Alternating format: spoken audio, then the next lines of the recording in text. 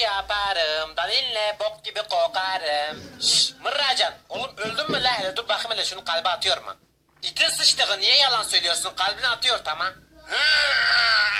Lan üstüme niye çıkıyorsun? Abo tuvaletim geldi ha yediklerimi sindirmeden sıçtım galiba. Dur kıpırdama Mırracan bakayım hele sıçmış mısın? La dur kafamı uçuracaksın dur. Dur bak beni dinle şimdi. Üç dediğinde birdenbire altına sıç bizi camdan dışarı fırlat aminim. Emine böyle öldüremezsin beni. Getir altıma bir tane dinamit koy. Beni havaya uçur hem sen kurtul hem ben kurtulayım. Nalet gelsin böyle yaşamaya ya. Anne çamaşır suyunu versene bana oradan. Çamaşır suyunu ne yapacaksın la? Seni yıkayacağım oğlum hele bak kirinden gözükmüyorsun. Lan çamaşır suyuyla kedi mi yıkanır? Bırak lan gideceğim. Gel o zaman seni deterjanla yıkayayım ağayım. Rihanna'nın götü gibi parlarsın aminim.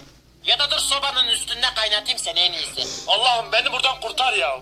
La git tuz ruhunu, deterjanı hepsini birbirine karıştır üstüme aktar da eriyip gideyim anasını sat.